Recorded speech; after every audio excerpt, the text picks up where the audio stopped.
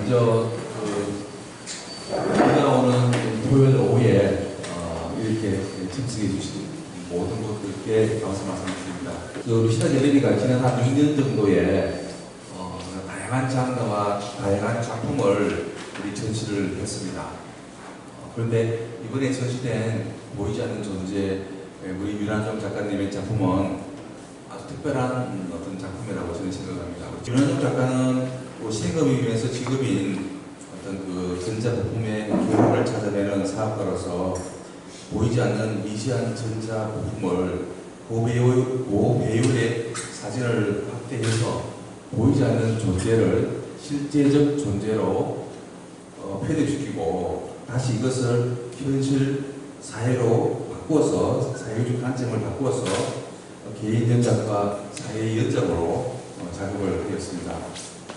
보이지 않는 존재에 작가는 예정을 가지고 그 속에 있는 아픔과 상처를 볼 수 있는 따뜻하고 예정 깊은 유란종 작가라고 생각을 합니다. 우리 지역 출신의 작가이면서 사업적으로 성공한 사업가시고요. 제가 나우 갤러리 갔을 때 그런 말씀하시더라고요. 가족들을 다 외국에 유학을 보내고 나서 유란종 작가님은 휴가를 얻었다고 생각을 하시더라고요. 기회를 줬다고. 그래서 사진 공부를 새로 시작할 수 있는 동력을 얻으셨다면서 대학원 진학을 하셨다고. 보통 기러기 아빠라고 해서 슬퍼할 건데 가족들 다 유학 갔을 때 새롭게 시작할 수 있는 에너지 넘치는 우리 작가님이시고요. 2017년도에서 2019년도 세계에 있는 유수의 사진상을 거의 삭제를 하다시피 우리 여기 팜플렛 뒤에 보시면 우리 상 수상하는 게 있습니다. 대상에 대한 그 시각을 다르게 함으로써 얼마나 다른 작품을 만들 수 있는지, 다른 작품을 할 수 있는지를 저희 전시를 통해서 보여주는 우리 유란종 작가십니다.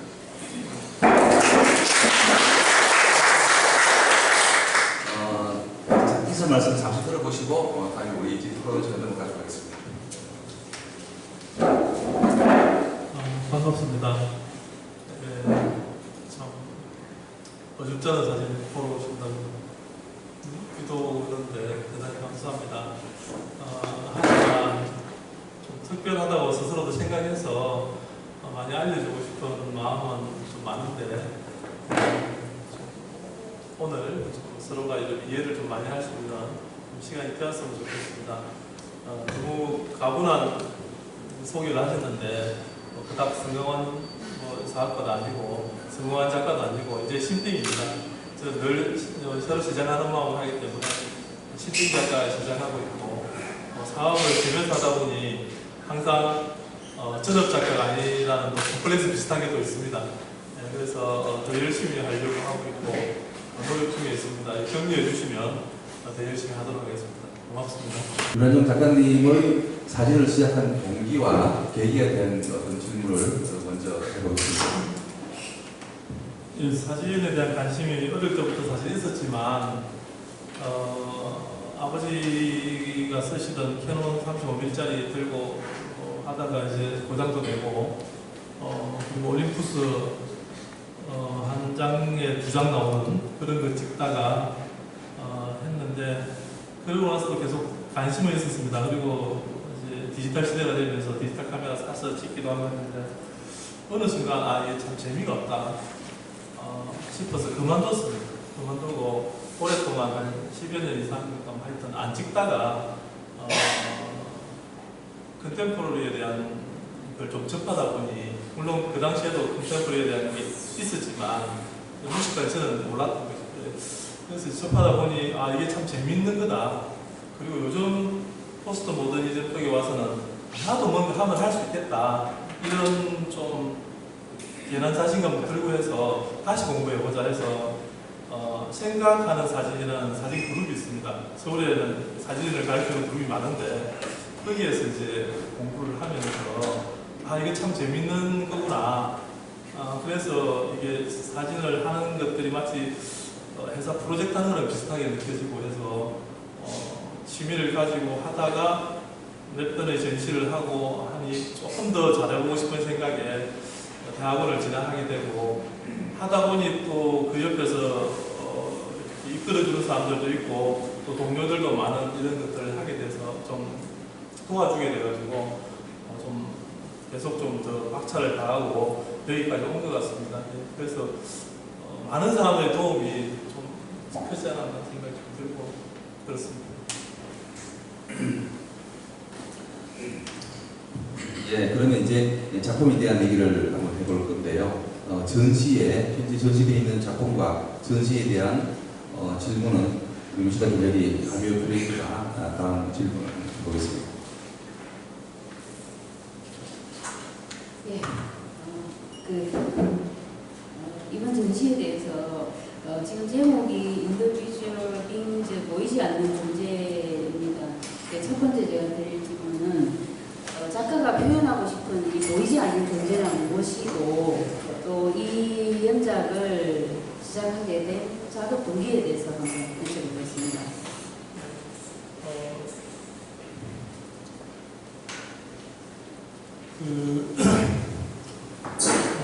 작품 주제는 그 아빠의 잔소리를 부모의 잔소리일 수도 있고 사장으로서 직원에 대한 잔소리일 수도 있습니다. 그래서 그 내용은 이제 인생은 실수와 실패, 아픔과 상처를 통해서 성숙되어지고 완성되어진다는 어느 정도 좀 살아본 사람은 누구나 알 수 있는 그런 내용입니다.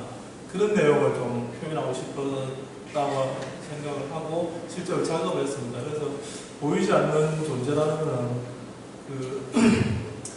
저에도 금융의 자녀가 있습니다. 그래서 성인으로 큰 자녀도 있고 이제 막 성인이 될 자녀도 있고 회사에 입사하는 신입분들도 있고 그런데 우리가 실수 한번 하면 큰일 나는 것처럼 생각을 많이 하고 그렇습니다. 그래서 실수를 좀 덜 하려고 하고 피해가고 조금 편안한 길로 가는 경향이 많은데 저 또한 그 입장이 되면 아마 그러리라고 생각이 듭니다. 그렇지만은 지금 살아보고 난 지금은 그게 아닌 것 같더라 하는 생각이 좀 많이 있어서 그게 뭘까 하고 고민하다가 우리 속에 내재되어 있는 실패와 실수가 굉장히 많습니다. 여기 저희 친구분들도 참여를 했지만 시험에 한 번씩 떨어본 사람들도 있고 안 떨어져본 사람도 있겠지만 저는 시험을 한번 떨어져 봤거든요. 그 충격이 어마어마했지만 지나고 보니까 별거 아니더라는 생각을 하게 됐습니다. 그래서 그런 것들을 다 누구나 갖고 있구나. 단 한 명도 예외 없이 그런 부분들의 아픔과 슬픔들을 나는 보이지 않지만 그 사람들이 다 가지고 있구나. 그렇게 생각하면서 보이지 않는 존재는 아마 그런 게 아닐까. 제가 작업 대상을 부품으로 삼았습니다만 부품이나 사람이나 같다. 그래서 우리가 소통하고 좀 더 열심히 서로를 알아가면 보이지 않았던 그런 개인적인 아픔이나 트라우마나 이런 내용들을 볼 수 있을 것이다. 그런 의미에서 보이지 않는 존재를 생각하고 작업하게 됐습니다. 다음 질문 드릴게요. 예. 이 보이지 않는 존재를 하게 된 현실하고의 현실에서의 어떤 사회상하고 연관이 많이 있어 보이는데 이 작업을 하게 된 근본적인 사유의 근원이라고 할까요? 방금 이제 설명했던 그런 내용들입니다. 이제 내가 늘 하던 잔소리를 작품화 시켰네요. 그런 거고 조금씩 살아본 사람들 그리고 성공한 사람들의 대부분 사람들은 보통 사람보다 훨씬 더 많은 실수와 실패를 했을 거라는 생각을 하고 있습니다. 그래서 단지 그게 내 눈에 안 보일 뿐이지 각자 그런 모습들을 다 갖고 살 겁니다. 우리 누구나 우리 관장님도 마찬가지고 그런 것들이 다 갖고 있는데 보이지만 않을 뿐이고 그런 것 그래서 저희 우리 딸이나 우리 아들한테 그 이야기하면 꼰대 소리 듣기 쉽습니다. 근데 작품으로 보면서 이제 아빠 설명 한번 해줘. 아무런 친구들 와서 아빠 설명 한번 해줘 하면 이제 그때 늘어놓습니다. 평상시에 못 늘어놓던 이야기들을 애들은 조용히 좀 잘 듣고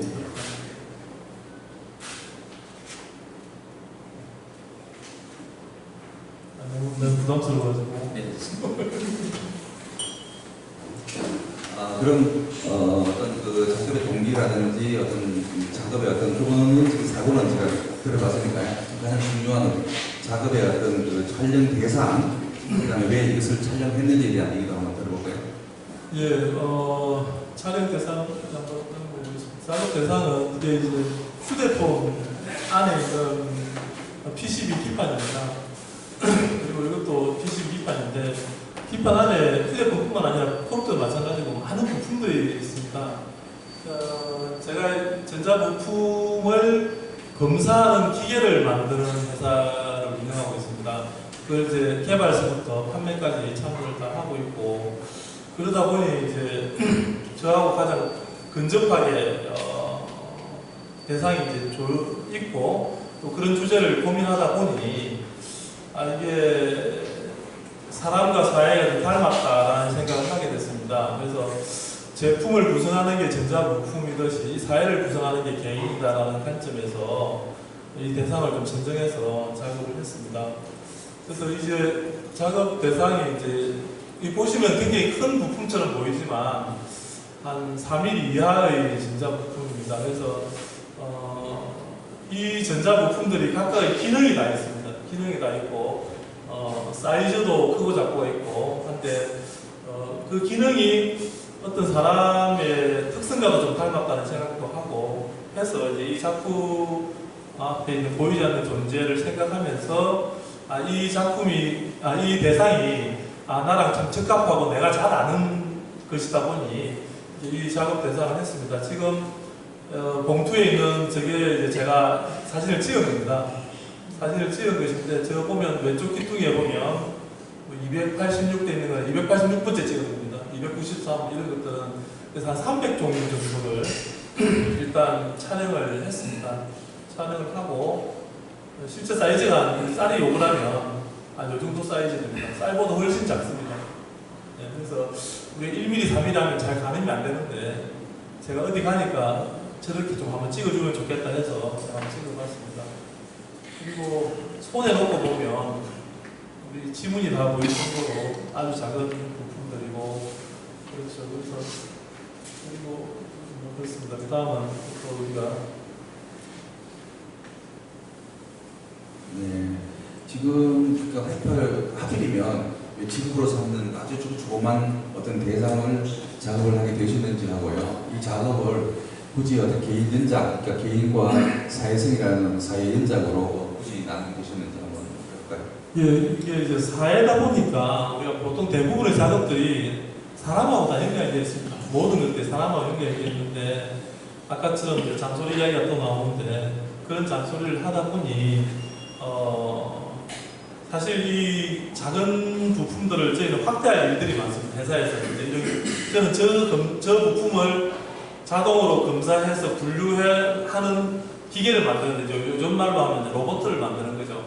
그러면 저희가 주 고객이 뭐 삼성전기 이렇습니다. 물압 이런 고객들이 저런 걸 요청합니다. 저한테. 그러면 제 방에는 저게 이제 막 쌓여 있는데 그런 것들이 늘 가까이 있다 보니 이런 것들이 이제 사유라고 하면 사유고 안 그러면 이게 또 뭘까라는 고민도 좀 스럽고 하면서 쌓여 있으면서 굉장히 익숙하죠. 저는 한 20년 가까이 저 부품을 봐왔고 예, 그렇게 했기 때문에 너무나 익숙하기 때문에 저는 이 대상에 대해서는 거의 거부감 없이 그리고 제가 이거 찍으면 좀 잘 찍을 자신 있다.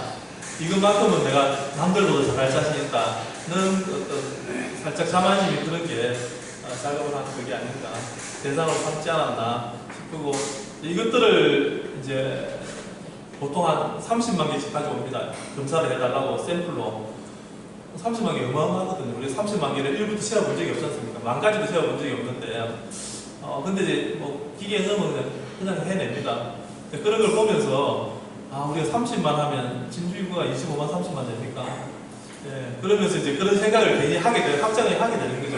그러다 보니 이게 사회적인 그 개인의 보이지 않는 상처도 있지만 보이지 않는 상처를 받아안는 사회도 있구나, 사람들의 모임도 있구나. 그래서 이제 두 카테고리를 나눠서 작업을 했고 그렇습니다.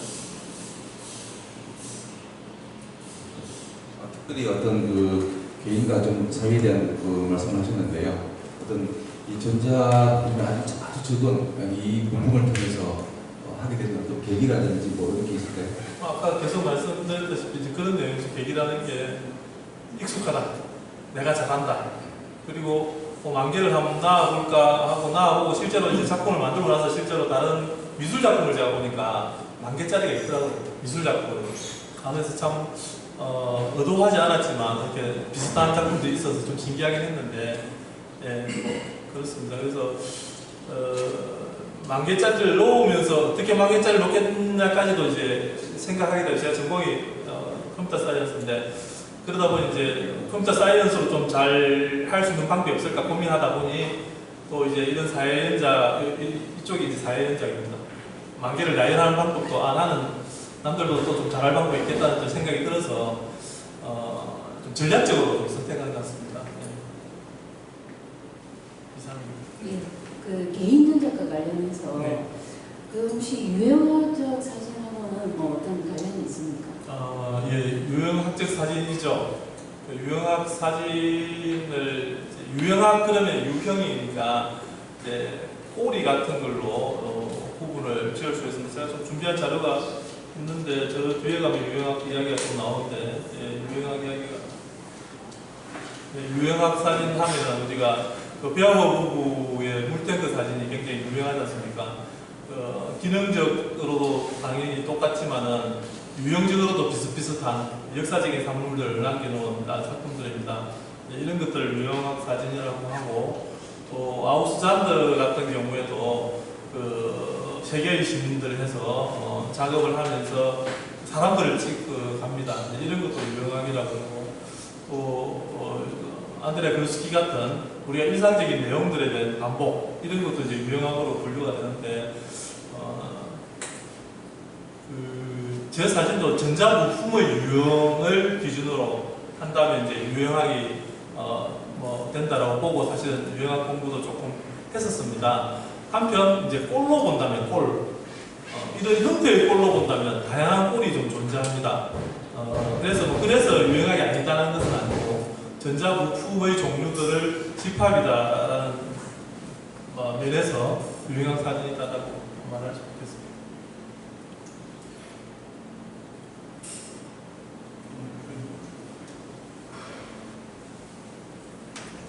그러면 왼쪽에 있는 이윤 작가님께 하나 제가 다시 질문을 한번 요청한다면 지금 우리 지금까지 이제 윤한정 작가님의 어떤 그 작업적인 작품에 대한 설명을 주고 했습니다만 옆에서 보시는 입장에서 어떤 작업하는 어떤 방식이나 윤한정 작가님에 대한 조금 얘기를 추가해 주신다면요. 예, 우선 제가 좀 생각하는 부분은 방금 이제 유형학적인 사진, 그러니까 타이포그래피라는 건데요. 그런 거는 이제 사실주의 사진에 속한 거고요. 제가 공부하고 한 것 중에는 이제 사진의 그 분류를 따지자면 표현주의 사진인 익스프레셔니즘 사진하고 사실주의, 리얼리즘 사진, 그다음에 형식주의 사진. 형식주의는 이제 포멀리즘이고요. 그래서 파인아트 하면은 이제 표현주의 사진이고 사실주의는 다큐멘트라든지 또는 유형학적인 사진, 그다음에 신지형적인 사진, 토포그래피 이런 식으로 되고 또 형식주의 이제 상업사진이라든지 또는 풍경사진 이렇게 좀 세 가지로 구분이 되는데요. 제가 볼 때는 그 구분하는 기준이 오브제에서 나타납니다. 근데 이거를 이제 오브제를 기준으로 본다면은 사실주의, 타이포그래피, 유형학적인 사진 내지는 산업 부품 사진 또는 이제 기계적인 사진 그쪽에서 쓰이는 그런 사진으로 볼 수가 있고 사실 이렇게 사진전을 하고 개인전을 하기에는 유형학적인 측면에서만 본다면 그렇게 할 수 있는데 제가 볼 때는 이제 여기에 있는 이제 invisible beings 보이지 않는 존재 그 윤한정 작가의 그 개념을 본다면은 이거는 저는 표현주의 파인아트 그렇게 봅니다. 유형학적인 거를 그런 기법 그런 형태를 따지만은 표현주의와 사실주의 또 형식주의의 그 오브제를 기준에서 봤을 때는 형식주의는 오브제를 가장 오브제답게 뭐 역광을 쓴다든지 배경을 컨트라스트를 준다든지 또는 구도를 맞춘다든지 해서 그 오브제의 성격을 가장 잘 나타내는 게 형식주의 사진이라서 뭐 상업사진이나 풍경사진 그런 데서 나타나고요. 이제 사실주의 사진은 오브제를 더 잘 보이게 해서는 사실은 안 됩니다. 있는 그대로 가장 그 원본 그대로 해주는 것이 뭐 유형학적이 되든 다큐멘트적이 되든 그런 이제 개념으로 봐야 되고요. 이제 표현주의, 익스프레셔니즘에는 오브제를 왜곡하든지 오브제가 어떤 오브제 자체보다는 그거를 갖는 성질 입에 다른 걸로 표현해주는 오브제가 갖는 이 성질 이외에 다른 걸 표현해주는 게 이제 표현주의 사진입니다. 뭐 인상주의도 그렇고 여러 가지 미술 사조도 그런데요. 제가 봐서 이거를 표현주의라고 보는 거는 이 오브제가 단순한 유형학적인 것이 아니라 여기에 그 다른 의미가 있다는 겁니다. 어떤 의미냐면은 우리가 아는 이제 보편자와 대별자의 개념이 있는데요. 보편자와 이제 대별자가 그리스 때부터 이렇게 내려오는 개념인데 이 역사상에는 계속 이제 어떤 때는 개별자라는 개념이 강하고 어떤 때는 보편자라는 개념이 강합니다. 근데 보편자는 이제 실체가 없는 거고요. 개별자라는 것은 각각의 하나의 이제 유니크한 존재라는 그런 의미를 주는 것인데 이거를 봐서는 개별자라는 성격이 강합니다. 그러니까 이 하나의 부품을 떠나서 이 부품이 우리가 아는 개념들은 가장 완벽하고 변함이 없는 전자제품, 전자부품이라는 그런 사고방식을 깨트리는 거예요. 하나하나 보면은 모양도 틀리고 특성도 틀리고 또 오차도 있고 또 이 스크라치도 있고 우리가 아는 그 상식을 깨트렸습니다. 그래서 우리가 아는 가장 보편적인 개념의 이 전자부품 이 하나하나가 모든 것이 다 똑같아서 하나 전체의 그룹으로 보는 그 보편자의 시각을 깨트려서 하나하나의 개별자의 시각으로 바뀌어졌습니다. 그래서 이 오브제에 있는 이 성질, 보편자적인 성질이 개별자 성질로 바뀌었습니다. 그래서 인디비주얼 파트와 이 소사이어티 이 구분하는 것 중 거기에 전부 다 이 오브제 하나가 주는 성질에서 보편자에서 개별자 성격으로 바뀌어서 우리의 믿음도 깨트리는 그런 반전도 있지만은 그것을 통해서 우리 인간이 하나하나가 다 다른 존재다. 유니크한 존재라는 걸 보여주고 있습니다.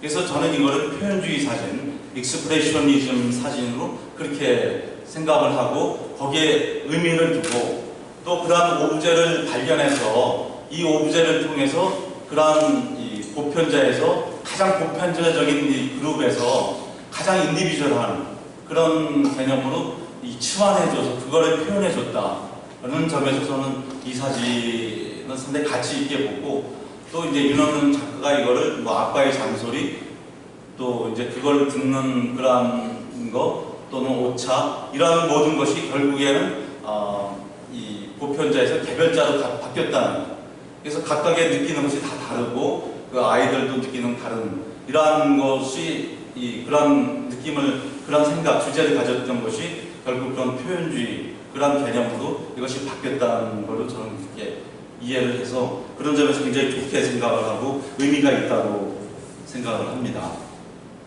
그리고 이제